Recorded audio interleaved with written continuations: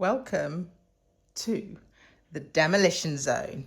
So, one of the things you can do to keep your puppy entertained is give them things to destroy. Cardboard. I like the bottles and the plastic bottles and the plastic containers because they make a lovely noise that the dog likes when it's destroying. And this was discovered by trial and error. When you have a puppy putting everything in its mouth, you realise that some things are okay, like an empty package, empty bottle of juice, and the dog loves the sound it makes when it chews. And this really stimulates a lot of the dogs. It really stimulates the dog's mind, and it satisfies their need to chew things, to tear things apart, and to explore things with their mouth. So yeah, we discovered this through trial and error, and then with our first Doberman as a puppy. And then when we met people who'd had other Dobermans before, who'd had other Doberman, one of their advice to us was to give them something to destroy. And yes, as long as it's something safe, then that's fine. I think already this black Doberman here in front of us is 6 months old, and already she's quite familiar with the concept of what's safe to destroy and what's not. Generally, there's a hierarchy. If we leave it on the floor, it's usually okay. And if she has to get it down from a table or a chair or something, then that's a no-go zone. So that's just a simple way we differentiate it. But we've also taught her the leave it command. So I think that's very important as well. So say, for instance, we accidentally dropped an onion on the floor. In fact, we've even gone to an more advanced stage of obedience than just leave it. Like she's very familiar that she can't eat anything without us saying. So if we dropped an onion on the floor, which for those of you who don't know, onions are poisonous to dogs, she would not touch that unless we told her we could. So that's even stronger than a leave it command. And I think that's why, I recommend if somebody's not almost as good as a dog trainer, that they should definitely seek out a dog trainer in the early years of the puppy, because all of those problems, you can nip them in the bud. But honestly, when we got our first Doberman, we didn't really understand advanced obedience. We had this idea that it was like, you teach the dog to sit, lie down, stay, come, recall, just basic stuff, and then you're done. But through trial and error, working with various trainers, we ended up becoming pretty much a trainer ourselves, because especially with Dobermans, one of the things I try and impress upon people is that this is not a regular dog. We have regular dogs. With regular dogs, you can teach them basic commands and they're fine. This is a military level dog, like something like the police or that would be trained for the police or the military. This is not a regular dog, and unless you're experienced training military level dogs, then you're going to need a trainer or learn to become a trainer yourself, because I don't really think there's much of a middle ground. And the people who do, you tend to find that they end up with problem dogs, or their dogs have certain issues. You definitely need to either work with a trainer. I don't think even in 6 months you could get enough experience and training to do it yourselves. And I definitely don't think it's a good first time dog for people, unless you're going to literally commit to training from the start or get an already trained dog.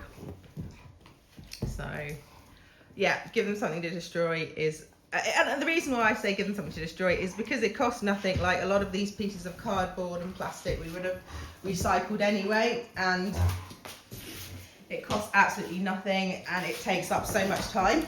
We have dog puzzles. We have she has playmates, but even still, that's not enough. She does at least 1 hour a day of walking, sometimes more. And we give her, you're going to want to see this. This was not deliberately left out for her, but she accidentally got a hold of this. And okay, this one's quite tame, but Dobermans, they can put their teeth right through. I mean, this one's tame. If you go on our Instagram, you can see her mother at 5 months was able to get her teeth all the way through a can. But yeah, she's got teeth all the way through this can. And this one wasn't left out deliberately, but Yeah, giving her something to destroy really takes a lot of time. And when we give her puzzles, you know, she can solve them in like, well, to begin with, it might take a minute, but then once they get experienced with the puzzles, they can solve them in 30 seconds.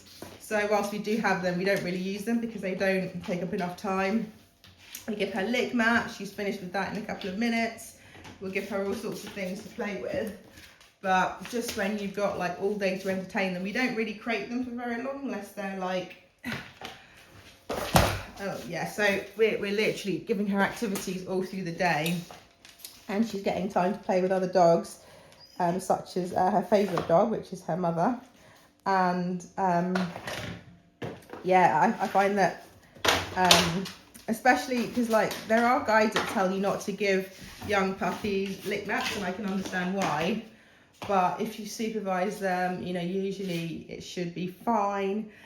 Just don't leave a young puppy unsupervised with a lick mat, otherwise you might find the lick mat disappears very quickly. I made that mistake once with puppies, and I gave them 2 lick mats between a litter of puppies, and when I came out I could not find the lick mat anywhere. Anyway, one of the owners asked me to deliver the puppy, so I brought the puppy to his house, and because the puppy had been in the car for a while, as soon as we got out, the puppy needed to, you know, go to the restroom. So when the puppy went to the restroom, out comes some bright orange, like, piece of shredded lick mat, and I was like, oh, that's where it went to. So yeah, definitely don't recommend that for young puppies. And like now I know the dangers. Definitely like keep a good watchful eye on them. But yes, so yeah, I'd say safe things are cardboard. They do like the plastic ones because they make a crunchy noise. They like that crunchy noise. It stimulates more of their senses. So yeah, these are all things that I was going to throw away. And this is actually, I know it looks like a disaster, but this is very tame compared to how it looked like yesterday. She needed a lot more entertaining yesterday. And yeah, this place was freshly cleaned probably a few hours ago. Yeah, I'd rather like some pieces of you know, torn up cardboard on the floor for a few hours than something worse. We have this Doberman. Her thing is what is your thing? Her thing is I'm trying to remember what her thing used to be as a puppy. Yeah, she used to, like, we'd give her like a bed to sleep on. We'd buy a lovely expensive bed, and you know the big ones are really expensive, and she would tear the bed to shreds, and we got through so many beds. And one of the things I noticed early on was that, like, when I'd tell her not to tear the bed, she liked that attention, so she'd tear it more.